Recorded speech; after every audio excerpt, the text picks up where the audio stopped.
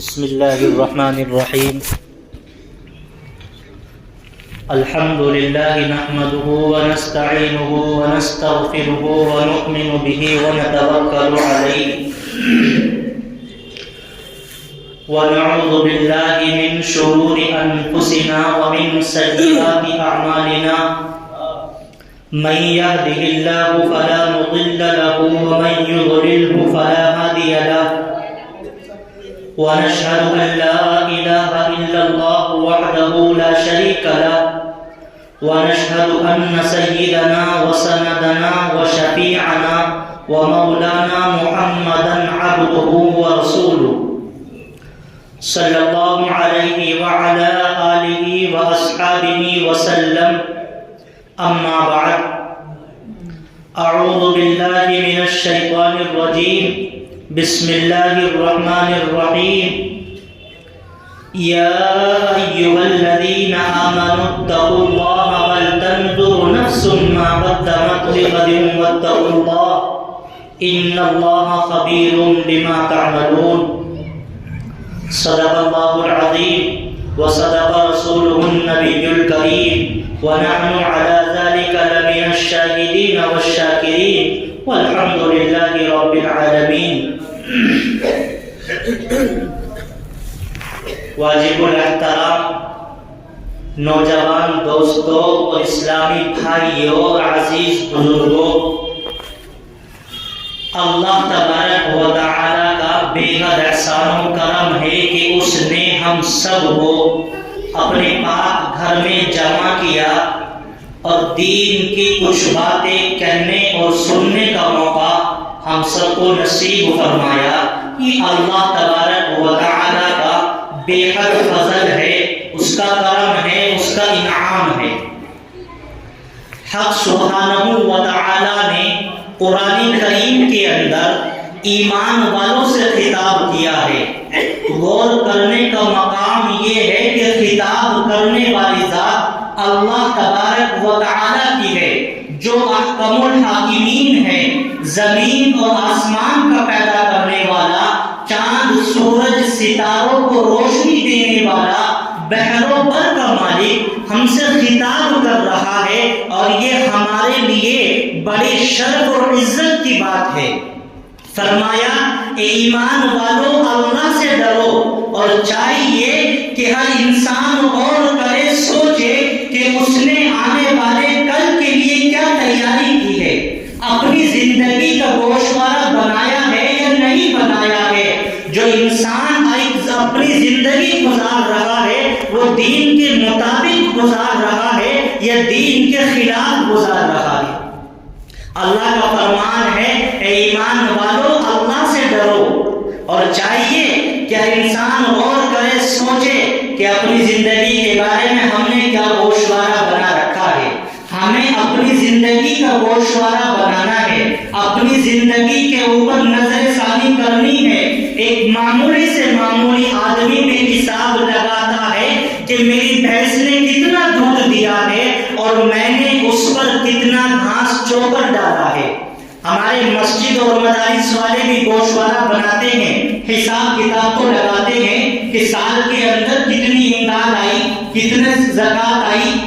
کتنا طلبہ پر خرچ ہوا، کتنا مدرسے کی عمارت پر خرچ ہوا۔ ایک کھوکا لگانے والا بھی سیر جانچتا ہے، ایک فیکٹری چلانے والا بھی اپنے نفع اور نقصان کو نکالتا ہے۔ یعنی مادی چیزوں کا انسان مضبوطی کے ساتھ، پابندی کے ساتھ گوشوارہ بناتا ہے، اور یہی سبب ہے اس کی ترقی کا کہ اگر اس انسان کو نفع ہو جائے تو وہ بے پناہ خوش ہوتا ہے، اچھلنے لگتا ہے، کودنے لگتا ہے۔ یعنی کاروبار میں اگر اس کو ترقی ہو جائے تو وہ انسان اپنے آپ کو سب سے بڑا سمجھتا ہے، وہ یہ سمجھتا ہے کہ مجھ سے بڑا کوئی نہیں ہے۔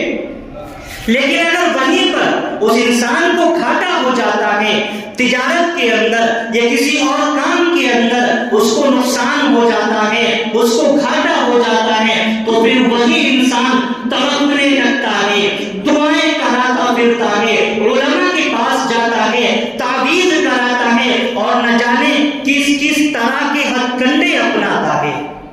میرے دوستو، پھر ہم لوگوں نے یہ کیسے سوچ لیا، ہمارے ذہن کے اندر یہ بات کیسے آ گئی کہ وہ مالک الملک اور اس کا یہ سارا نظام کائنات چپ سارے بیٹھا ہے، کیا وہ ہماری زندگی کا، ہمارے اعمال کا گوشوارہ نہیں بنا رہا ہے؟ یقیناً بنا رہا ہے، اور قرآن اعلان کرتا ہے وَإِنَّ عَلَيْكُمْ لَحَافِظِينَ كِرَامًا كَاتِبِينَ يَعْلَمُونَ مَا تَفْعَلُونَ،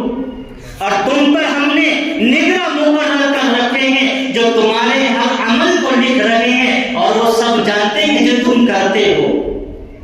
کیونکہ جب ہم اپنی زندگی کا، اپنی تجارت کا، اپنی گھر کا، ہر چیز کا جو ہے ایک شیڈول بناتے ہیں، ایک جو ہے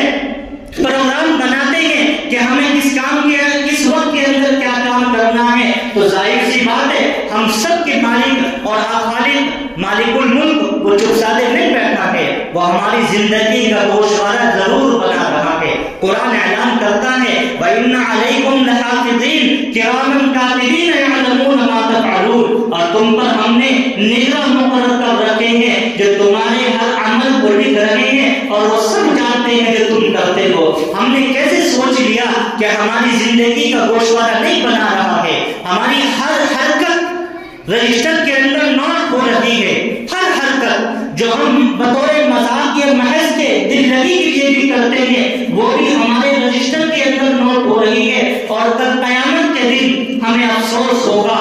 بڑی حیرت سے ہم اس اعمال نامے کو دیکھیں گے، اس وقت ہماری زبان سے یہ الفاظ نکلیں گے ہائے اس اعمال نامے کو کیا ہو گیا، اس کے اندر تو وہ بات بھی موجود ہے جو میں نے بطور مذاق یا محض دل لگی کے لیے کی تھی،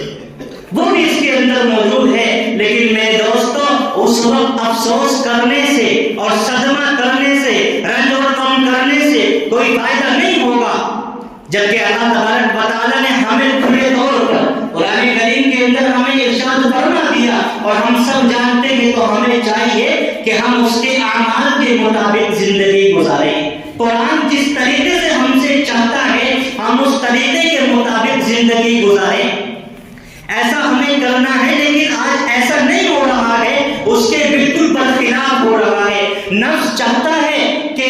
نفس کہتا ہے کہ گناہ کرو، لیکن ہمیں گناہ نہیں کرنا ہے، نفس کے برخلاف کام کرنا ہے۔ نفس جس چیز پر ہمیں آمادہ کرتا ہے ہمیں اس کے مطابق زندگی نہیں گزارنی ہے۔ نفس ہمیں اس چیز کے اوپر آمادہ کرے گا کہ نماز نہ پڑھیں، قرآن کریم کی تلاوت نہ کریں، زکوٰۃ نہ دیں، صدقہ نہ دیں، امداد نہ کریں، غریبوں کے اوپر رحم نہ کریں، یہ ہم سے نفس مطالبہ کرے گا۔ لیکن ہمیں نفس کے خلاف چلنا ہے، نفس کی باتوں کو نہیں ماننا ہے، نفس جیسا ہم سے کہتا ہے اس کے مطابق ہمیں نہیں زندگی گزارنی ہے۔ ہمیں اللہ کے احکام کو دیکھنا ہے، قرآن کی آیتوں کو دیکھنا ہے، قرآن کو دیکھنا ہے کہ قرآن اس چیز کے اندر ہم سے کیا مطالبہ کرتا ہے، ہمیں اس چیز کو فالو کرنا ہے اور اس کے مطابق زندگی گزارنی ہے۔ میرے دوستو، دنیا کا ایک دستور ہے، جو ہم سب عمل کرتے ہیں، وہ انسان جو بھی اچھا عمل کرے یا برا عمل کرے وہ ہماری رجسٹر کے اندر نوٹ ہو جاتا ہے، اور ایک دستور ہے کہ اگر ہم جس طریقے سے ہماری کورٹ و کچہری ہوا کرتی ہے اور اس کے اوپر گواہی مانگی جاتی ہے، ہماری کورٹ کے اندر اگر کوئی انسان مقدمہ لے کر کے جاتا ہے تو ظاہر سی بات ہے اس کے اوپر گواہ پیش کیے جاتے ہیں۔ جج اعلان کرتا ہے کہ آپ کے اس چیز کے خلاف کیا ثبوت ہے، آپ یہ جو بات کہہ رہے ہیں کہ آپ کے پاس کوئی پروف ہے، کوئی ثبوت ہے، تو اگر ہمارے پاس کوئی پروف ہوتا ہے، ثبوت ہوتا ہے، تو ظاہر سی بات ہے پھر ہم کامیابی حاصل کر لیتے ہیں، اور اگر ہمارے خلاف ہمارے پاس اس کے کوئی ثبوت نہیں ہوتا ہے تو پھر ہمیں جو ہے اس کے اندر کامیابی نہیں ملتی ہے۔ اسی طریقے سے اللہ تبارک و تعالیٰ کا بھی ایک نظام ہے، انسان جو بھی عمل کرتا ہے اس پر 4 سرکاری گواہ بن جاتے ہیں۔ ہم جو آج عمل کرتے ہیں، اچھا عمل کریں یا برا عمل کریں، اس پر 4 سرکاری گواہ بن جاتے ہیں، اور قرآن میں ان کی تصدیق ہوتی ہے۔ قرآن اعلان کرتا ہے سب سے پہلا گواہ زمین ہے، قرآن میں اس کی تصدیق ہوتی ہے، یومئذ تحدث اخبارها، کہ زمین جس دن اپنی خبریں بیان کرے گی۔ ہم بے انتہا بڑی بے فکری سے زندگی گزارتے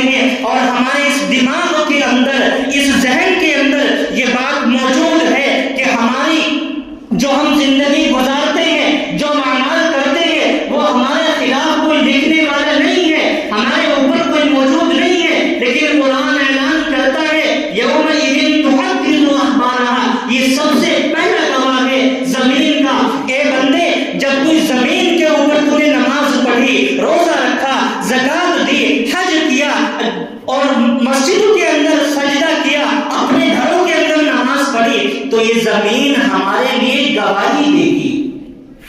اور جس انسان نے اس دنیا کے اندر جوا کھیلا، زنا کیا، قتل کیا، شراب پی، حرام کھایا، ناجائز کھایا، ناحق کسی کو دبایا، اس کے خلاف بھی یہ زمین گواہی دے گی۔ یومئذ تحدث اخبارہا، کہ زمین جس دن اپنی خبریں بیان کرے گی اس وقت ہمیں احساس ہوگا، افسوس ہوگا، لیکن میرے دوستو افسوس کرنے سے اس وقت کچھ نہیں ہوگا۔ ابھی موقع ہے، اللہ نے زندگی دی ہے، وقت دیا ہے، تو اس کو اچھے کام کے ساتھ گزارنا چاہیے، اور اچھے کام کے ساتھ گزاریں گے تو انشاءاللہ آخرت میں بھی کامیابی ہے، اور دنیا کے اندر تو ہے ہی ہے، آخرت میں بھی انشاءاللہ کامیابی ملے گی۔ دوسرا کہا، قرآن اس کی بھی تصدیق کرتا ہے اور اعلان کرتا ہے وَإِنَّ عَلَيْكُمْ لَحَافِظِينَ كِرَامًا كَاتِبِينَ، اے میرے بندو، اللہ تبارک و تعالی اعلان کرتا ہے کہ میں نے تمہارے اوپر 2 فرشتے مقرر کر رکھے ہیں، جو تم کرتے ہو وہ سب تمہارے اعمال نامے کے اندر درج کیا جاتا ہے، درج ہو جاتا ہے، لکھا جاتا ہے، تمام باتیں لکھی جاتی ہیں۔ میں نے بھی بتایا جو ہم بطور مذاق کے طور پر کوئی بات کہہ دیتے ہیں وہ بھی اس کے اندر موجود ہوتی ہے، ہر بات اس کے اندر موجود ہوتی ہے، کوئی ایسی بات نہیں ہے جو ہم نے کی ہو اور وہ اس کے اندر موجود نہ ہو، کیونکہ قرآن کا فیصلہ ہے، قرآن کا فیصلہ غلط نہیں ہو سکتا ہے، وہ برحق ہے اور سچا ہے، اس کے سامنے ہم سب فیل ہیں۔ یہ قرآن کا فرمان ہے، اللہ کا فرمان ہے۔ اور دوسری جگہ ارشاد فرمایا وَكُلَّ شَيْءٍ أَحْصَيْنَاهُ كِتَابًا، کہ ہم ہر حرکت کو نوٹ کر رہے ہیں جو تم کرتے ہو، ہر عمل کو تمہارے لکھا جا رہا ہے۔ لیکن میرے دوستو اس وقت احساس اور افسوس کرنے سے کوئی فائدہ نہیں ہوگا۔ تیسرا گواہ، توجہ کے ساتھ سنیے گا، تیسرا گواہ جو ہے وہ قرآن کریم اس کو بھی تصدیق کرتا ہے، اس کا بھی اعلان کرتا ہے۔ اس انسان کو جس باڈی سے اور جن ان ہاتھوں اور پیروں سے جو ہمیں پیار ہے، ہمیں لگاؤ ہے، بے انتہا محبت ہے اور بڑی ان سے الفت ہے، کل قیامت کے دن یہ اعضاء بھی ہمارے خلاف گواہی دیں گے، اور قرآن نے اس کی بھی تصدیق کی ہے۔ قرآن اعلان کرتا ہے اليوم نختم على افواههم وتكلمنا ايديهم وتشهد ارجلهم بما كانوا يكسبون، آج ہم مہر لگا دیں گے ان کے منہ پر، آج ہم مہر لگا دیں گے ان کے منہ پر، اور بات کریں گے ان کے یہ ہاتھ، اور گواہی دیں گے ان کے یہ پیر، ان کے ان کارناموں کی جو انہوں نے اس دنیا کے اندر کیے ہیں۔ ہمیں ایسا لگتا ہے کہ ہم باپ سے چھپ کر، ماں سے چھپ کر، بڑے گھر والوں سے چھپ کر کوئی گناہ کر لیتے ہیں، باپ نے نہیں دیکھا ہے، ماں نے نہیں دیکھا ہے، جان بچ جاتی ہے، لیکن میرے دوستو اس احکم الحاکمین سے کیسے بچا جائے گا جو ساری دنیا کا نظام چلانے والا ہے اور وہ سب کچھ جانتا ہے، وہ دلوں کی حالتوں سے واقف ہے۔ کوئی بات ہمارے دل کے اندر آتی ہے، صرف ایک خیال آتا ہے، ابھی کام نہیں کیا ہے لیکن خیال آیا ہے، اللہ تبارک و تعالی اس خیال سے بھی ہمارے سے واقف ہے، تو ہمیں پھر کیسے بچ سکتے ہیں؟ اور یہ قرآن کا فرمان ہے، قرآن کا فیصلہ ہے۔ سوچئے اپنی زندگی کے بارے میں کہ آج ہم لوگ کتنی بے فکری سے زندگی گزار رہے ہیں،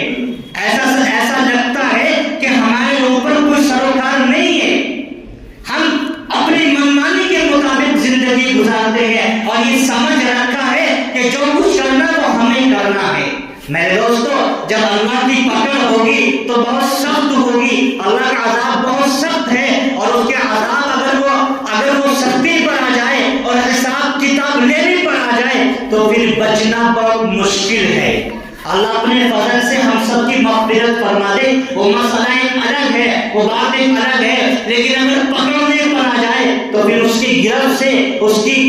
پکڑ سے کوئی بچنے والا نہیں ہے۔ چوتھا کہا قرآن اس کی بھی تصدیق کرتا ہے وَإِذَا الصُّحُفُ نُشِرَتْ، اور جس دن اعمال نامے پیش کیے جائیں گے، مفسرین نے لکھا ہے کل قیامت کے دن ایک ہوا چلے گی اور تمام انسانوں کے اعمال نامے ان کے ہاتھوں میں ہوگی۔ اس کو بھی قرآن نے بیان کیا ہے مَا لِهَٰذَا الْكِتَابِ لَا يُغَادِرُ صَغِيرَةً وَلَا كَبِيرَةً إِلَّا أَحْصَاهَا، مفسرین یہاں پر لکھتے ہیں کہ کل قیامت کے دن ایک ہوا چلے گی اور اس وقت انسانوں کے اعمال نامے ان کے ہاتھوں میں ہوں گے. اس وقت انسان اس اعمال نامے کو دیکھ کر حیرت سے کہے گا کہ ہائے میرے اس اعمال نامے کو کیا ہو گیا. اس کے اندر وہ باتیں بھی موجود ہیں جو میں نے بطور مذاق یا محض دل لگی کے لیے کہی تھی. سوچئے میرے دوستو اپنی زندگی کے بارے میں. آج ہم کتنی بے فکری سے زندگی گزارتے ہیں, بڑی بے فکری سے, اور ایسا لگتا ہے یہ سمجھتے ہیں کہ ہمارے جو ہم زندگی گزارتے ہیں اس کے اوپر کوئی موجود نہیں ہے. اللہ کے فرمان کو دیکھیے, قرآن کے فرمان کو دیکھیے, قرآن کیا ہم سے مطالبہ کرتا ہے. صحابہ کرام کی زندگی کو ٹٹولیے, ان کی زندگی کا مطالعہ کریے کہ انہوں نے کس طریقے سے اپنی زندگی کو گزارا ہے. مختصر سے ایک واقعہ آپ کو عرض کر دوں, بتلا دوں. حضرت حنظلہ رضی اللہ تعالی عنہ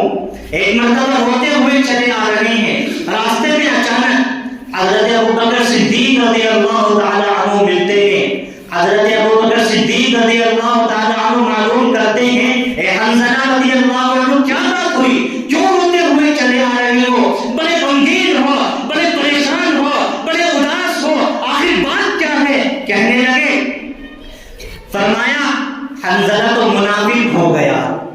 صحابی اپنے نام کے ساتھ یہ لفظ جوڑ رہے ہیں کہ حنظلہ تو منافق ہو گیا. فرمایا آخر ایسی وجہ کیا ہے, کون سی ایسی بات ہے جو آپ کو اتنا پریشان کر رہی ہے, آپ اتنے اداس ہو, اتنے غمگین ہو, وجہ کیا ہے. کہنے لگے جب میں حضور اقدس علیہ السلام کی مجلس میں ہوتا ہوں اور اللہ کے نبی صلی اللہ علیہ وسلم وعد فرماتے ہیں, جنت اور دوزخ کا ذکر فرماتے ہیں, تو ایسا محسوس ہوتا ہے کہ وہ بالکل ہمارے سامنے موجود ہے. لیکن جب نبی اکرم صلی اللہ علیہ وسلم کی مجلس ختم ہو جاتی ہے اور اپنے گھر کے اندر اہل و عیال کے ساتھ ہوتا ہوں تو کیفیت بدل جاتی ہے. حضرت حنظلہ رضی اللہ عنہ نے یہ بات ارشاد فرمائی تو حضرت ابوبکر صدیق رضی اللہ تعالی عنہ نے یہ بات سن کر ارشاد فرمایا کہ یہ معاملہ تو میرے ساتھ بھی ہوتا ہے.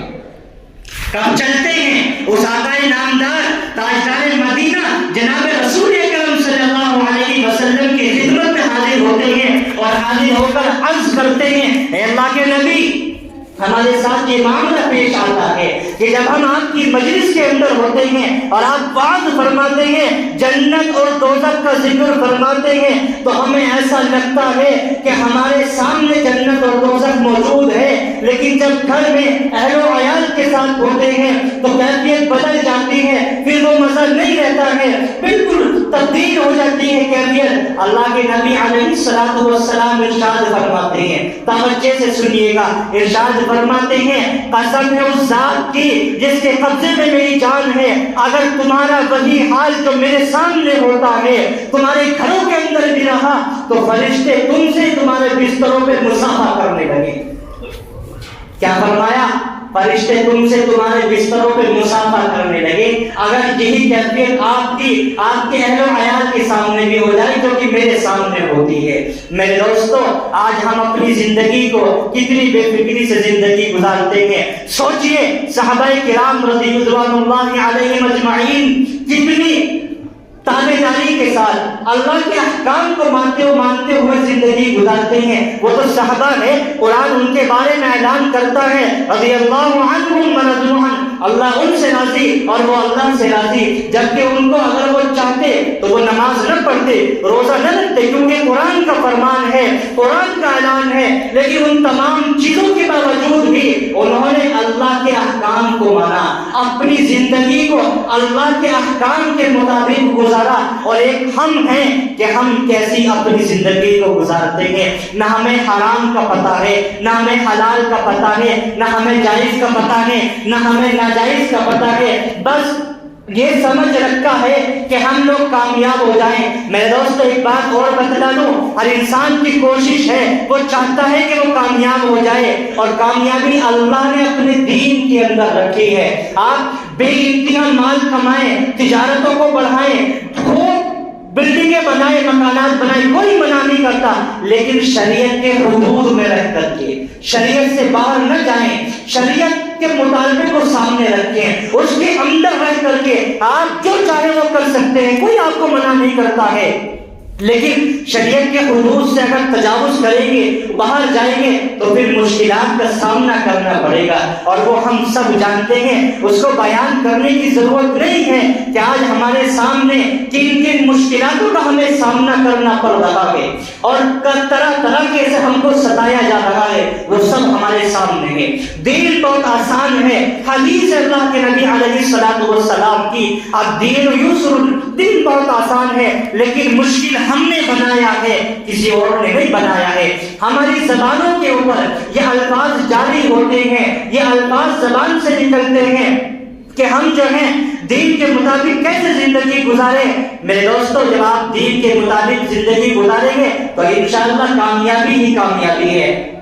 پھر کوئی پریشانی نہیں ہوگی۔ دعا کریں کہ اللہ تبارک و تعالی مجھے اور آپ کو کہنے سننے سے زیادہ عمل کرنے کی توفیق عطا فرمائے، اور جو باتیں کہی گئی ہیں ان پر عمل کرنے کی توفیق نصیب فرمائے، دین کے مطابق زندگی گزارنے کی توفیق نصیب فرمائے، آمین ثم آمین۔